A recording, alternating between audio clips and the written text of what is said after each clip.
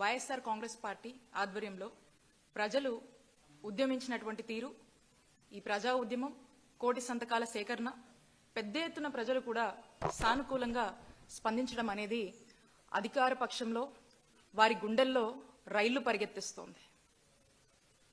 కోటికి పైగా సంతకాలతో మరి చంద్రబాబు నాయుడు గారి పాలనకు వ్యతిరేకంగా ప్రజలు నినదించినటువంటి తీరేదైతే ఉందో అది ఒక హిస్టరీ. అందుకే ఈ ఉద్యమాన్ని తక్కువ చేయడానికి, దీన్ని డైల్యూట్ చేసే కార్యక్రమంలో భాగంగా అసలు ఏం లేదని, ఏమీ జరగనట్టుగా, అసలు వీళ్ళు దీన్ని పదే పదే కూడా ప్రజల్లోకి తగ్గించే ప్రయత్నంలో భాగంగా వారు, చంద్రబాబు నాయుడు గారు, వారి మంత్రులు, మరి ఆయన మద్దతు పార్టీలన్నీ కూడా అంతా రకరకాలుగా ఆపసోపాలు పడతా ఉన్నారు. మరి కోటికి మందికి పైగా ప్రజలు స్వచ్ఛందంగా వచ్చి మీరు చేస్తున్నది తప్పు అని చెప్పి చంద్రబాబు నాయుడు గారు చెంపలు చెల్లుమనిపించేలాగా ప్రజలు వ్యతిరేకిస్తున్నా కూడా ఇంకా కూడా వీరందరికీ కూడా బుద్ధి రావటం లేదు. పైగా ప్రజలు వాళ్ళ యొక్క ఉద్యమాన్ని,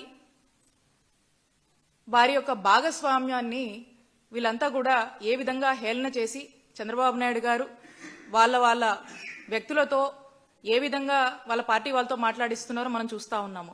మరి కోటి సంతకాలు చేసిన వాళ్ళందరినీ కూడా దొంగలని, సైకోలని ఎట్లా పడితే అట్లా వాళ్ళతో మాట్లాడిస్తా ఉన్నారు.